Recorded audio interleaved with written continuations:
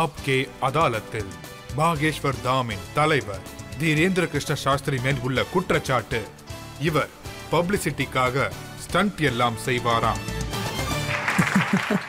சாஸ்திரி பல பேர் எங்கிட்ட சொல்லி இருக்காங்க உங்களை ஆப்கே அதாலத்துக்கு கூப்பிடணும்னு.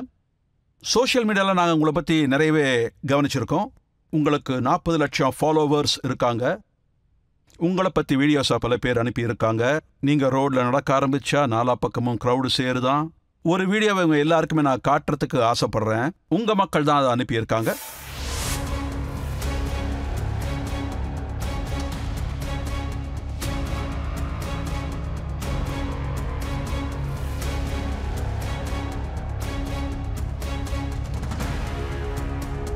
நீங்க உண்மையிலேயே சொல்லுங்க, இவ்வளவு கிரவுடு வந்ததா இல்ல இது ஒரு பப்ளிசிட்டி ஸ்டண்டா? மக்களுக்குன்னு உணர்வுகள் இருக்கதான் செய்யும். தன்னோட கண்ணோட்டத்தில் பார்க்குறாங்க. ஒரு இடத்துல மட்டும் இந்த மாதிரி கூட்டம் சேரல. பாகேஷ்வர் பாலாஜியோட தர்பார் எங்கெல்லாம் நடக்குதோ அவரோட அருளால நான் எங்கெல்லாம் கதா கால ஜபா பண்றேனோ அதோட ஒப்பிட்டு பார்த்தா இது ரொம்ப குறைவு. அந்த கூட்டத்துக்கு இந்த கேமரா பார்த்தாது.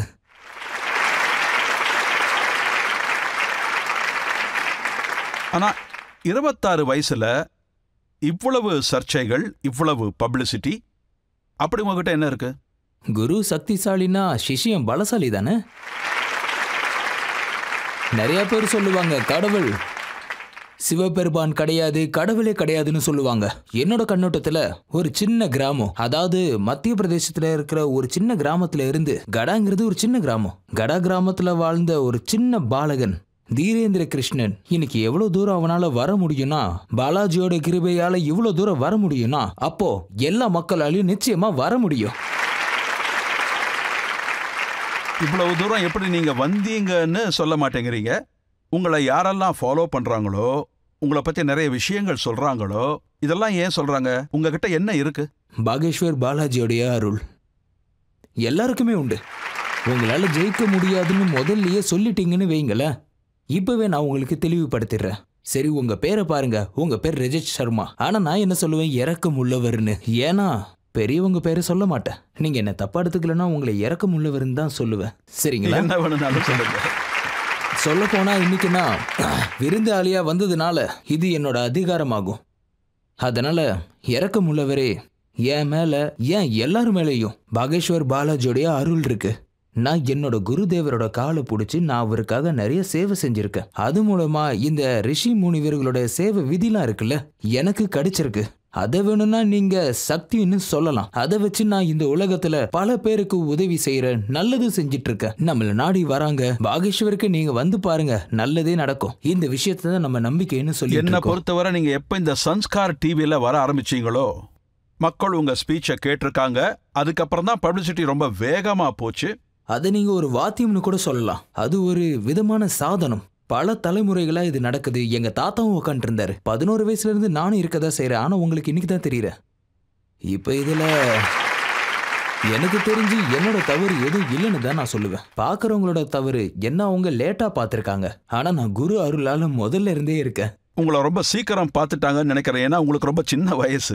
நான் வந்த பாரம்பரியம் அந்த மாதிரி. சின்ன வயசுல இருந்தே கடவுளுடைய லீலைகளை நான் சொல்லுவேன். அப்பவே பிரகலாதனோட லீலைகளை சொல்லியிருக்கேன். இப்ப சொல்ல முடியாதா என்ன? சரி, நீங்க என்னென்ன லீலைகள் செஞ்சீங்க? மாட்டிக்காத அளவுக்கு பல லீலைகளை புரிஞ்சிருக்கேன். ஆனா இன்னைக்கு நான் உங்க நீதிமன்றத்துக்குள்ள வந்திருக்கேன். உங்க கேள்வி எல்லாம் வேற மாதிரி இருக்கு. ஆனா என்னோட வாழ்க்கையில குரு கிருபையால சனாதன தர்மத்தை கடைபிடிச்சு நான் நேர்மையா இருந்திருக்கேன். லீலைகள்னு சொன்னா நான் ஒன்னும் பெரிய கடவுள் கிடையாது, சாதாரணமானவன். இவங்கள மாதிரி தான் நானும் வாழ்றேன். நான் யாரை விடவும் வித்தியாசமானவனா இல்ல. நான் என்னுடைய பாரம்பரியத்தை நேர்மையா கடைபிடிக்கிறேன், அவ்வளவுதான். அந்த காலத்துல நீங்க ஸ்கூல்ல படிக்கும்போது மற்ற ஸ்டூடெண்ட்ஸ் மாதிரி தான் இருப்பீங்களா? கிட்டத்தட்ட ஸ்கூல்ல ரொம்ப குறும்புத்தனம் பண்ணதா மாஸ்டர் சொல்லியிருக்காரு. கொஞ்சம் வாழ்ந்து நல்லா பண்ணுவேன். அது நான் ஸ்கூலுக்கு போகும்போதெல்லாம் ரொம்ப குறைவாக தான் போயிருக்கேன். ஆனால் போகும்போதெல்லாம் நான் ரொம்ப கம்பீரமாக போவேன். அதோட மக்களுக்கு என்ன நல்லா தெரிஞ்சிருந்தது. ஏன்னா என் தாத்தாவை எல்லாருக்கும் அப்பவே தெரியும். தாத்தாவுக்கு மரியாதை கொடுப்பாங்க. எங்க அப்பாவுக்கு மரியாதை கொடுக்கும் போது தன்னால அந்த மரியாதை எனக்கும் கிடைக்கும். என் தாத்தாவுக்கு அப்பவே ஆஞ்சநேயருடைய தரிசனம் கிடைச்சிருக்கான். அவருடைய நிழல்ல வளர்ந்து வந்தேன்னா நான் அதனால நான் எப்போ ஸ்கூலுக்குலாம் போவனோ அவரோட அருள் எனக்கு அப்பவே இருந்தது. அதனால பசங்க எல்லாரும் என்னை தேடி வருவாங்க. நாங்க எப்பவுமே ஒன்னா உட்காந்துருப்போம். 8ஆம் கிளாஸ், 7ஆம் கிளாஸ், 9ஆம் கிளாஸ், 10ஆம் கிளாஸ்னு நடுவுல நான் இருப்பேன். இன்னைக்கு எனக்கு என்ன மார்க் கிடைக்குன்னு எல்லாரும் என்கிட்ட கேட்பாங்க. அப்போ நான் குழந்தைத்தனமா வாய்க்கு வந்ததெல்லாம் சொல்லுவேன். ஆனா இப்ப நான் கிடையாது. இப்ப நான் கம்பீரம் ஆயிட்டேன். அதாவது இந்த கம்பீரத்தை கொடுத்ததே மக்கள் தான். அப்போ நான் என்ன பண்ணுவேன்னா, உனக்கு 55% கிடைக்கும், இன்னும் நல்லா உழைச்சனா 60% கிடைக்கும்னு சொல்லிடுவேன். அதனால இந்த பர்சன்டேஜ் எல்லாமே ஹனுமானே சொல்லுவாரு. குரு சொல்லுவாரு. குரு மட்டும்தான் சொல்லுவாரு. வேற எந்த சக்தியும் என்கிட்ட வந்து பேசாது. வேற எந்த சக்தியும் என் கூட உட்காராது. நான் அனுபவிக்கிற ஒரு உத்வேகம், ரிஷி பாரம்பரியத்தின் உத்வேகம் அப்படின்னு ஏகப்பட்ட மகா புருஷன்கள் இருக்காங்க. உத்வேகம்ங்கிறது ஒரு அனுபவம். இதெல்லாம் நடக்கும். இந்த உத்வேகம் எல்லாருக்குமே வரும். அதை எழுதிடுறேன். அப்புறம் கடவுள் அருளால என்ன ஆகுதுன்னா, நான் என்ன சொல்றேனோ அது அப்படியே நடக்குது. நான் வாழ்ந்தது ஒரு சாதாரண வாழ்க்கை. ஒரு குடிசையிலலாம் வாழ்ந்திருக்கேன்.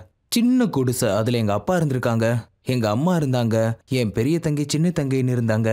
5 பேரும் நாங்க அதுல தங்குவோம். கடவுளுக்கு சின்னதா ஒரு இடம் இருந்தது. தாத்தா ஒரு சன்னியாசியா இருந்ததுனால குடும்பத்து மேல அவருக்கு ஒரு ஈர்ப்பே இல்லதான். அதெல்லாம் பார்த்தப்போ நான் ஒரு சாதாரணமான வாழ்க்கை தான் வாழ்ந்துட்டு இருந்தேன். பல சங்கடங்களை நான் சந்திச்சிருக்கேன். அனுபவங்கள் பல விஷயங்களை கத்து கொடுத்தது. கத்துக்கிட்டதே இப்ப எனக்கு அனுபவம் ஆயிருச்சு. நீங்க என்ன சொல்ல வரீங்க? நீங்க ஸ்கூல்ல படிக்கும்போது ஒரு சாதாரண ஸ்டூடெண்ட், அதாவது மற்ற சாதாரண குடும்பம் மாதிரி தான் ஒரு குடும்பத்துல இருந்திருக்கீங்க. இது ஒன்றும் புதுசு இல்லை. நான் அது எப்படி சொல்றது, நான் ஒன்றும் தனி பெரியவை கிடையாது. என்ன மட்டும் தனியாக ஃபேக்டரியில இருந்து படிக்கல. உலகத்துல நீங்களா இருக்கீங்களா, அதே மாதிரி நானும் இருக்கேன். ஆனா குரு பாரம்பரியத்துல வந்ததுனால தான், அதே மாதிரி அனுமானுடைய ஆசீர்வாதம் இருக்கிறதுனால தான் குரு என்னை தேர்ந்தெடுத்திருக்காரு. வெளி உலகத்துக்கு சொல்றதுக்காக என்னை தேர்ந்தெடுத்ததா நினைக்கிறேன். ஆனா நம்ம நாட்டுல ஹனுமான் பக்தர்கள் நிறைய பேர் இருக்காங்க. கோடிக்கணக்கான மக்கள். எனக்கு செவ்வாய்க்கிழமை, சனிக்கிழமை கோவிலுக்கு போறாங்க, விரதம் எல்லாம் இருக்காங்க.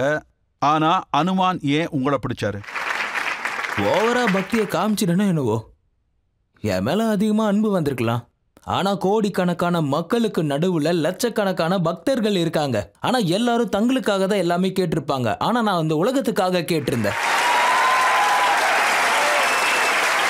அதனால எனக்கும் மற்றவங்களுக்கும் இருக்கிற வித்தியாசம் இதுவா இருக்கணும். இத பாருங்க, நீங்க என்னெல்லாம் கேட்டிருக்கீங்கன்னு ஒரு வீடியோ எங்கிட்ட இருக்கு. நீங்க மக்கள் கிட்ட சொல்றீங்க, அதாவது உங்ககிட்ட என்னவெல்லாம் இருக்கோ அதை எங்கிட்ட கொடுத்துருங்க. உங்க வீடை கொடுத்துருங்க, உங்க சொத்தை கொடுத்துருங்க, காரு பங்களாவை கொடுத்துருங்க, தங்கம், வெள்ளி, பேங்க், எஃப்டி, உங்ககிட்ட இருக்கிற கேஷ், பசங்களை மட்டும் வச்சுக்கோங்க, மற்றதை கொடுத்துருங்கன்னு இருக்கீங்க. நான் எதையும் மறுக்கிறது கிடையாது. இந்த தர்பார் நடக்கும்போது இந்த மக்களுக்கு ஒரு தனி கண்ணோட்டமே இருக்கும். இவங்க பல இடத்துல இந்த தர்பாரை நடத்துறதே நம்ம கிட்ட இருந்து காசை புடுங்கிறதுக்காக நடத்துறதா அப்படின்னு நிறைய பேர் நினைச்சுக்கிறாங்க.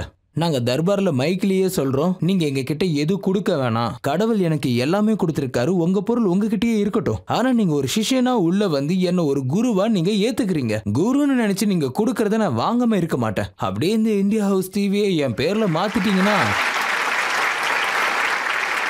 எனக்கு ஆட்சேபனை கிடையாது. நான் வேண்டாம்னு சொல்ல மாட்டேன். நாங்க வாங்கிக்கிட்டே இருப்போம். வாங்குறது தப்பு இல்லைங்க, ஆனா உபயோகிக்கிறது தான் தவறு. அதை வாங்கிக்கிட்டு நம்ம தவறான வழியில தான் பயன்படுத்தவே கூடாது. நாங்க வாங்குறோம், குருன்னு நினைச்சு கொடுத்தா நாங்க வாங்க தான் செய்வோம். எங்களுடைய பாரம்பரியத்துல மோதிரத்தை கழட்டி நாங்க குரு கையிலேயே கொடுத்துருவோம். நாங்களும் வாங்கிக்கிறோம். எவ்வளவு சம்பாதிக்கிறீங்க? எனக்குன்னு உறுதியா வருமானம் கிடையாது. ஏன்னா நான் கம்பெனி பிசினஸும் நடத்தலையே.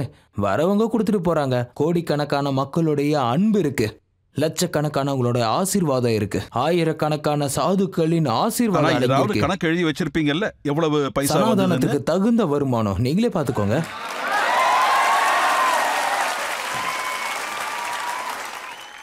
உங்களை பத்தி ஏன் அதிகமா பேசுறாங்கன்னா, நீங்க ஸ்டண்ட் பண்றீங்க, பப்ளிசிட்டிக்காகவே பண்றீங்களா? நீங்க சொல்றது விசா வாங்காமையே அனுமான் லங்காக்கு போயிட்டாராம். இந்த மாடர்ன் இளைஞர்கள் இருக்காங்க இல்லையா, இவங்களுக்கு நான் இளைஞர்ல நுழைஞ்சதை பத்தி சொன்னா ஆச்சரியப்படுறாங்க. இவங்களோட தாத்தா பாட்டி பல கதைகளை அப்ப சொல்லியிருக்கலாம், அதை கேட்டு குழம்பி போயிருக்காங்க. இவங்களுக்கு ஆன்மீகத்தோட கனெக்ட் பண்ணாதான் இவங்களால புரிஞ்சுக்க முடியும். ராவணன் என்கிட்ட போன்ல பேசின மாதிரியா? பிரமாதம், இதுதான் நான் சொல்ல வந்தேன். என்னுடைய சக்தி உங்ககிட்ட வந்தாச்சுன்னு தெரியுது. நல்லது, நான் உங்களுக்கு புரிய வைக்க பார்க்கறேன். நான் சொல்றது நீங்க புரிஞ்சுக்கலனா உங்களுக்குள்ள ராவணன் இருக்கிறத பார்க்கலாம். இந்த உலகத்தையே எடுத்துக்கோங்க. தப்பான விஷயங்களை பார்க்கறான், தப்பானதெல்லாம் கேட்கறான். இதெல்லாம் தெரிஞ்சு மௌனமா இருக்கானோ அவனுக்குள்ளதான் இந்த ராவணன் இருக்கான். அதனாலதான் அனுமான் இலங்கைக்கு போனாரு. இதை இவங்க கிட்ட நீங்க எப்படி சொல்ல போறீங்க? இப்ப இந்த விசா, பாஸ்போர்ட்லாம் இந்த மாதிரி ஏதாவது சொல்லி ஆகணும். அதை சொல்லி கனெக்ட் பண்ணி ஆகணும். இதை தான் நான் பண்ணிட்டு இருக்கேன். இதெல்லாம் ஒரு சாதாரணமான விஷயங்கள். இந்த மாதிரி அழகா புரிய வைக்கணும். உங்களுக்கு தெரிஞ்ச அளவுக்கு இவங்களுக்கு தெரியாதுன்னு சொல்றீங்களா? நான் உங்களை அப்படி விட சொல்ல வரல. மக்களுக்கு அதிகமா தெரியுங்க. நான் அந்த மாதிரி சொல்லவே இல்லை. நான் என் கண்ணோட்டத்துல பாக்குறேன், அவங்க கண்ணோட்டத்துல பாக்குறாங்க. எல்லாரும் திறமையானவங்க தான். அவங்க சில விஷயங்களை முயற்சி பண்றாங்க. இதை நான் தப்புன்னு சொல்லவே இல்லையே. அதனால இந்த குற்றச்சாட்டு தவறானது. நீங்க என்ன சொல்ல வரீங்க? உங்ககிட்ட ஒரு கதை இருக்கு, அதுல ஒரு வைஃபை இருக்கு, பிளேன்லயும் அந்த வைஃபை ஒர்க் ஆகும். இதெல்லாம் ரொம்ப கிண்டல் அடிக்கிற மாதிரி இருக்கே. மக்களோட கண்ணோட்டத்துல, உணர்வுகளின் கண்ணோட்டத்துல பாத்தீங்கன்னா இது ஒரு சாதாரண விஷயம்தான். நீங்க விளையாட்டு கண்ணோட்டத்துல பாத்தீங்கன்னா இங்க பாருங்க, ஒவ்வொருத்தவங்களோட கண்ணோட்டங்களும் வேற மாதிரி இருக்கும்.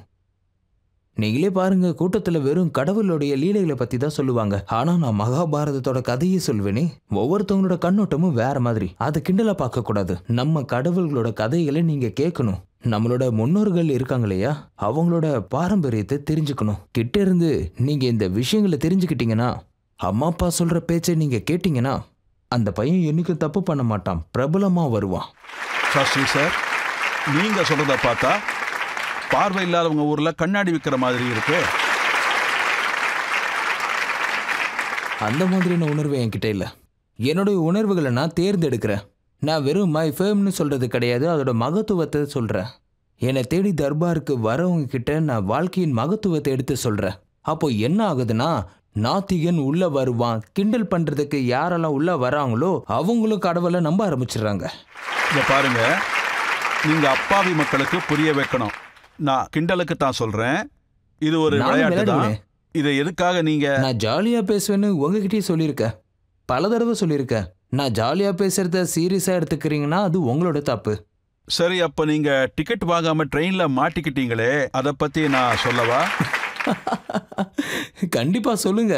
டிக்கெட் வாங்காம மாட்டிக்கிட்டேன். ஆனா அதே டிடி கிட்ட இருந்து நான் 1100 ரூபாய் வாங்கிட்டு வந்தேன்.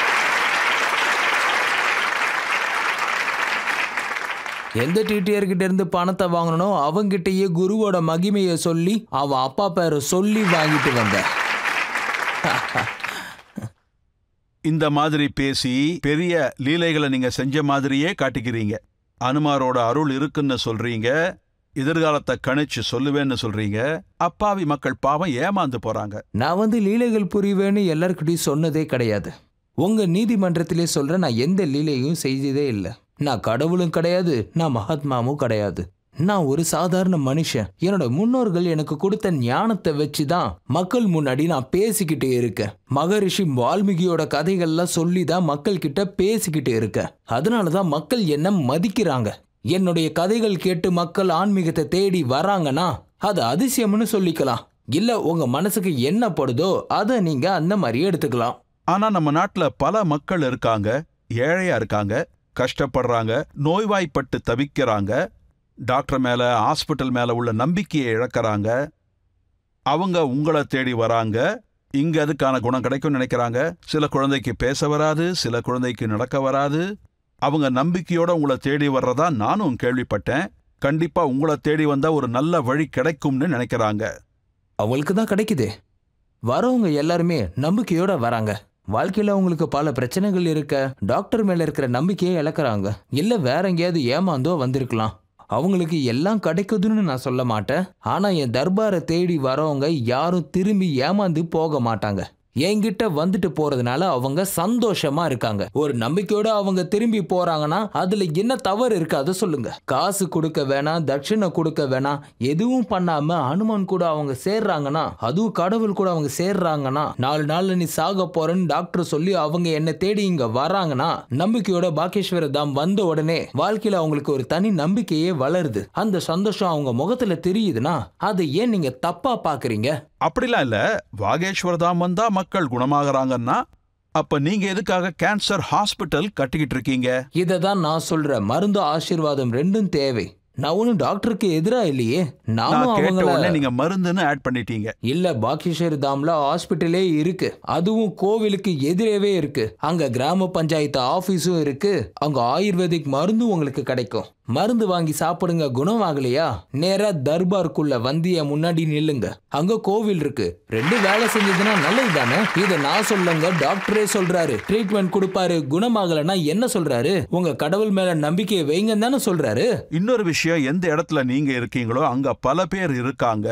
உங்கள மாதிரி அவங்களும் சீட் எடுக்கிறாங்க, உங்கள மாதிரி அவங்களும் ஆசீர்வாதம் பண்றாங்க. ரிஷி பாரம்பரியத்தை சேர்ந்த பல பேர் இன்னும் இந்தியால வாழ்ந்துட்டு இருக்காங்க.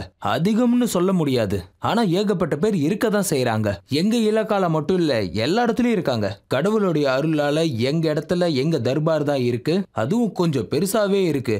இன்னும் கொஞ்சம் மகா புருஷர்களும் இருக்காங்க. நான் சொல்றேனே, லவ் லேஷன் ஒருத்தர் இருக்காரு, 20 வயசு ஆகுது. அவரும் இந்த மாதிரி தான் சீட் எடுத்து கொடுக்கறாரு. இல்ல, எனக்கு தெரியாது. நான் இது வரைக்கும் அவரை சந்திச்சதே கிடையாது. நான் அவரை இன்னும் பார்த்தது இல்ல. அதனால இப்போ அவரை பத்தி பேச முடியாது. எதுவும் கேட்காதீங்க, கடவுளுக்கே எல்லாம் அவர் இப்ப தெரியும். ரேப் கேஸ்ல ஜெயிலுக்குள்ள இருக்காரு. எனக்கு தெரியாது. சரி, இந்த மாதிரி பல பேர் உங்க ஏரியாவுல இருக்காங்களா? நான் சர்வே எடுக்கிறதுக்காகலாம் போனது கிடையாது. நீங்க கேக்குறீங்கிறதுக்காக எவ்வளவு பேர் இருக்காங்கிறத தேடி பார்க்கறேன். எனக்கு ஒன்னே ஒண்ணுதான் தெரியும். சத்தர்பூர் ஜில்லால பாகேஷ்வர் டேம் இருக்கு. அங்க சன்னியாசி பாபாவுடைய பாரம்பரிய தர்பார் இருக்கு. நீங்களும் வாங்க. சொல்லப்போனா இப்படி நம்ம நாட்டுல நிறைய பேர் சுத்திக்கிட்டு திரியுறாங்க. தனக்கு கடவுள் அருள் இருக்கிறதா சொல்றாங்க. ஜெய்ப்பூர்ல ஒருத்தர் இருக்காரு, தான் பல சித்திகளை அடைஞ்சிட்டதா அவரும் சொல்றாரு. அதோட அவரும் யாரோட டேட் ஆஃப் பர்த்தையும் சொல்லிடுவாராம், ஃபேமிலி மெம்பர்ஸோட பேரை சொல்லுவாராம். என்கிட்ட அந்த மாதிரி சித்திலாம் கிடையாது. இந்த சாதனைகளை நான் படைக்கல. என்னோட இஷ்ட தெய்வமான அனுமான் மேல எனக்கு நம்பிக்கை இருக்கு. இதை தாண்டி வேற எதுவும் என்கிட்ட இல்ல. நான் டேட் சொல்ல மாட்டேன், நான் பேரை சொல்ல மாட்டேன். அவங்க அருளால எனக்கு இதெல்லாம் கிடைச்சதுன்னா நல்ல விஷயம் தானே. மக்கள் உங்ககிட்ட கேள்வி கேட்க விரும்புறாங்க. சாதாரணமா என்ன ஆகுதுன்னா, சன்னியாசின்னு சொல்லிட்டாலே மைண்ட்ல ஒரு இமேஜ் வந்துருது. தாடி வச்சிருப்பாரு. அவங்கள நாங்க வேற மாதிரி கற்பனை பண்ணி வச்சிருப்போம். அவங்க ரொம்ப சிம்பிளா இருப்பாங்கன்னு தான் நினைப்போம். ஆனா உங்களை பார்க்கும்போது, நீங்க போட்டிருக்கிற ஹேட் எல்லாம் பார்க்கும்போது நீங்க ரொம்ப கலர்ஃபுல்லா வாழறீங்க. அதனால வண்ணமயமான உலகத்துல நீங்களும் வண்ணமயமா தான் வாழ்ந்தாகணும். நல்லா இருக்கு, ரொம்ப நல்லா இருக்கு. ரெயின்போல 7 கலர்ஸ் இருக்கு மை டியர் சிஸ்டர்ஸ். உலகத்துல 7 வண்ணங்கள் இருக்கும் போது நாம ஏன் மறைஞ்சு வாழணும்? நான் சாது கிடையாது, அதோட நான் ஒரு மகாத்மான்னு சொன்னதும் கிடையாது. நான் ஒரு சாதாரண மனுஷன்தான். குரு சொல்லி கொடுத்ததை நான் வெளியே சொல்றேன்.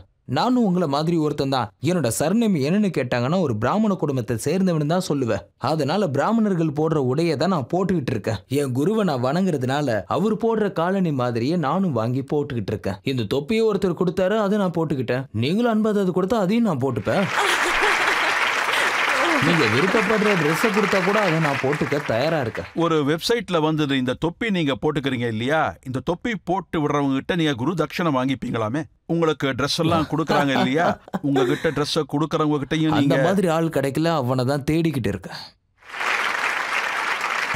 எனக்கு யாரும் தர்ஷனம் கொடுத்ததே இல்ல. தொப்பி போட்டுக்கிறதுக்காகவும் ட்ரெஸ் போட்டுக்கிறதுக்காகவும் யாரும் கொடுத்ததே இல்ல. நான் ரோட்ல நடந்து போவேன், யார் என்ன கொடுத்தாலும் வாங்கி போட்டுப்பேன். நாங்க ஒரு சாதாரண சாதுங்க. ரோட்ல நடந்து போறப்ப இந்த மாதிரி ட்ரெஸ் எல்லாம் உங்களுக்கு ரொம்பவே பிடிக்குமா என்ன? ரொம்ப பிடிச்சிருக்கு. இதுல என்ன பிரச்சனை இருக்கு?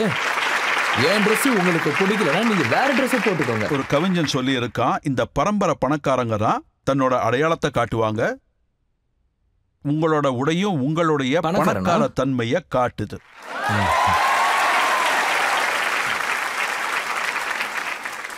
இது மக்களுடைய எண்ணம். ஆனா என்னுடைய வாழ்க்கையை பத்தி சொல்லணும்னா, எனக்கு பணம் முக்கியம் இல்ல, தனம் முக்கியம் இல்ல, மரியாதை முக்கியம் இல்ல. எனக்கு ஆஞ்சநேயரை பிடிக்கும். அவரோட பக்தனா இருக்கிறதுனால தான் நான் இந்த மாதிரியான வேஷத்துல சுத்திக்கிட்டு இருக்கேன். அதோட அனுமான் பக்தர்கள் எவ்வளவு பேர் இருக்காங்களோ அவங்க எப்பவுமே பணக்காரங்களா மட்டும்தான் இருப்பாங்க. எவனுக்கெல்லாம் கடவுள் நம்பிக்கை இல்லையோ அவன் தான் வாழ்க்கையில அல்லோல் படுவான், கஷ்டப்படுவான். ஹனுமான நான் என்னோட அப்பாவா பாக்குறேன், அவரோட பக்தன்னா. அதனாலதான் இந்த கலர்ல ட்ரெஸ்ஸ போடுற, மஞ்சள் சிகப்பு ட்ரெஸ்ஸ போடுற. அவர் ரெட் கலர்ல தானே இருப்பாரு, அப்ப இந்த கலரை பயன்படுத்தலாம்ல.